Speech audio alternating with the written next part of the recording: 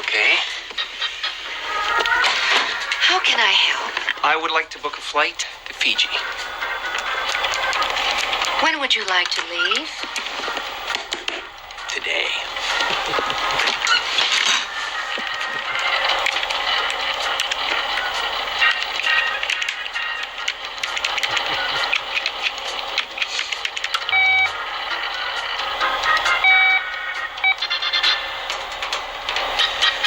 I'm sorry, I don't have anything for at least a month.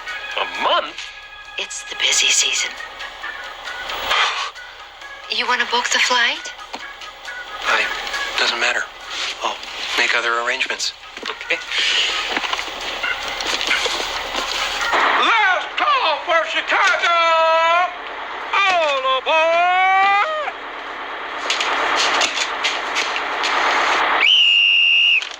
Thank you.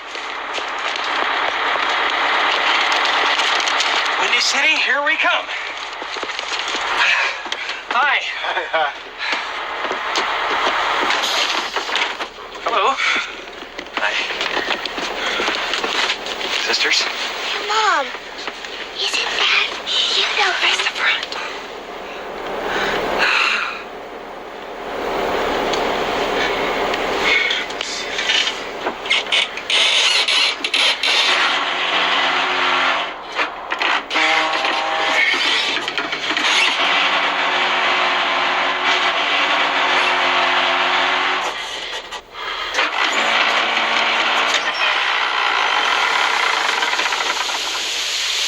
Everybody off. We've got a problem.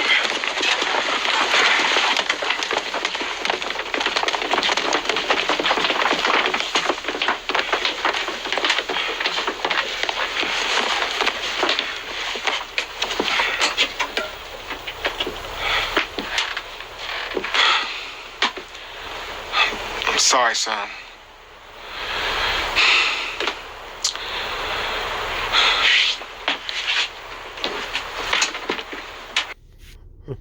Shalom, giving all praises to Yahweh by Shem Yahweh Shah by Hashem HaRachakodash.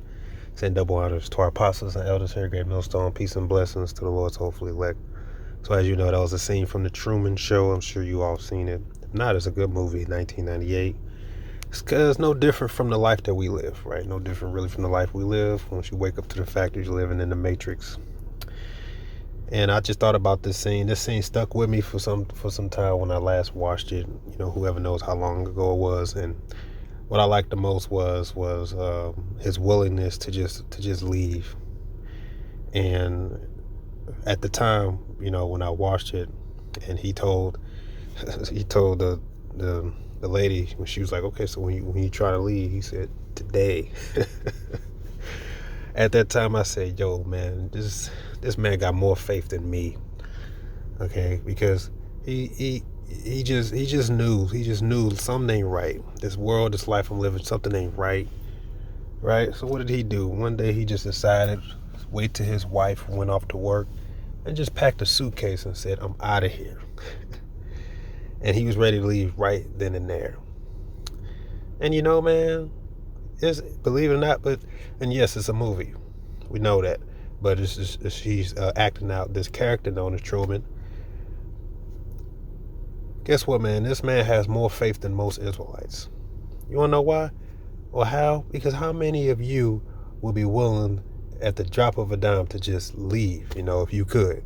And when I say leave, I mean escape here. Go to the kingdom of heaven.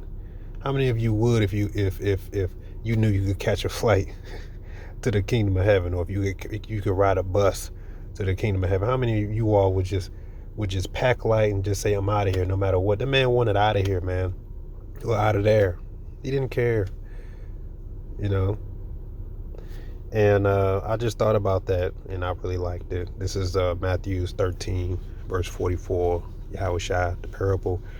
Hidden treasure. It says, again, the kingdom of heaven is like unto treasure hid in the field, the which, when a man hath found, he hideth, and for joy thereof goeth and selleth all that he hath, and buyeth that field. And that's exactly what the kingdom of heaven, aka this truth, is. It's supposed to be. You grab it, then you realize that nothing else matters. And that's exactly how Truman felt. Truman, he had his eyes set on Fiji. One, because it's out of this world that he lives in, and two, a woman that he believed that he wanted to be with was there. So to him, the treasure was just getting the hell out, getting to Fiji. That was his goal. And at the moment, he didn't care about the house, he didn't care about the wife, he didn't care about packing excess. He just said, I have enough. I'm back to the briefcase. I have enough. I'm out of here. And he was excited as hell, ready to just leave it all behind. No, didn't tell a friend, nobody. He didn't care about a friend, letting family, friends, anybody know. He was just ready to go. And then since they, and you notice, you probably didn't notice, but everything in, the whole point of the movie is that they trying to keep him trapped in a box. And everything is to dissuade him from trying to think about leaving or escaping. So even in that office with the planes, it said, this can happen to you. You can get shocked by lightning. It said, beware, outside of this world, it's diseases, terrorists, it's killings, all these, anything to dissuade you. And he didn't care. He overlooked that. His eyes were set on the treasure, which was out of that world that he was living in. And when she stopped in there, that was one roadblock. He took the next. Fine, I'll take the bus to Chicago. Get me out. Let's go. And did you see he was the happiest man on the bus? Look at that. Look at that smile. He the happiest man on the bus. Why? Because he's ready to get out. You understand? Now, how many of you would have did that? If you could take a flight right now, how many, or catch the bus, how many of you would just drop it all and just go? Not, wait a minute, now I got my wife, hold on, now let me let her, hold on, wait, now I got my children, okay, hold on, wait, let me pack a bag, hold on, wait, I gotta get excess, well, wait a minute, now I gotta say goodbye. Do you see what I mean? And that's how it's supposed to be when you get this truth. When just like the parable, the man who had found a treasure in the field, he sold everything and said, I just want that piece of land. People probably look at him like he crazy, like, what's wrong with him? How you just gonna sell everything for a piece of land? Because they don't understand the value of the treasure that he found. So when you get this truth, everything else is supposed to be background noise, man. The people in the world, your family, your friends, they don't understand why it is that you do what you do. They thinking you wasting your life. They thinking you wasting your time. They think you're that you're crazy for wanting to leave, right? Because that's what they were trying to persuade Truman. Why would you ever want to leave? You have everything you ever want right here. But he just knew. He's like, something ain't right, man. This ain't right. And as soon as, when nobody's looking, he was ready to bounce. Why? Because his mind was on the treasure. As Matthew 6, verse 19 say, lay not up for yourselves treasures upon earth, where moth and rust doeth corrupt, and where thieves break through and steal.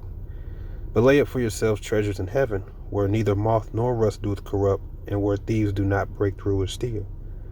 For where your treasure is, there will your heart be also. So if your heart is in the kingdom, if your heart is set on the kingdom, your entire movement, your body is all about that. You don't know why? Because you live in this world and you know something ain't right. This just ain't it. Okay, sure, you got a wife, you got children, yeah, all those joys, it's all temporary. Something ain't right. And those who will know, like, yeah, I have all these things, I don't care, it ain't right, man. Something just ain't right, man. You know what that means? That means you are of the right mindset. Because even our forefathers thought the very same thing. At the end of the day, they wanted a kingdom that was built and established by Yahweh. As Hebrews chapter 10, talking about the faith of our forefathers, right? 11 and 10, it says, for he looked for a city which had foundations, whose builder and maker is Yahweh. Verse 13, just to jump to the point. These all died in faith, not having received the promises, but having seen them afar off, and were persuaded of them, and embraced them, and confessed that they were strangers and pilgrims on the earth. For they that say such things declare plainly that they seek a country. Okay, what country are they seeking for? The kingdom of heaven, the kingdom that's set, filled with all good things. Fiji, right? The treasure hidden in the field. Sure, they had, you could say they had lives, they had children, they had all, but they said this ain't it. This ain't the kingdom. This ain't the rest. So they were moving and operating like I'm still looking for. I still got all my chips cashed in. Look, I got all my chips cashed in the truth. And best believe, if Abraham, Sarah, Jacob, any of the men in the ancient, if they had an opportunity to catch a flight to the kingdom, you think they would hesitate? You think they would gather?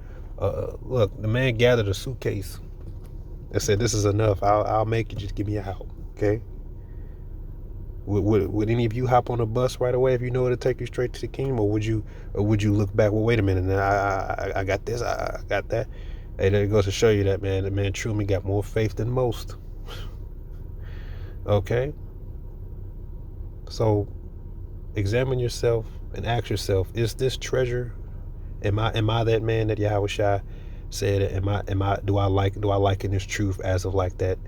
Or I would sell it all I have and buy that field for that treasure. Is that how I view it? That's a question you should ask yourself. With that, shalom.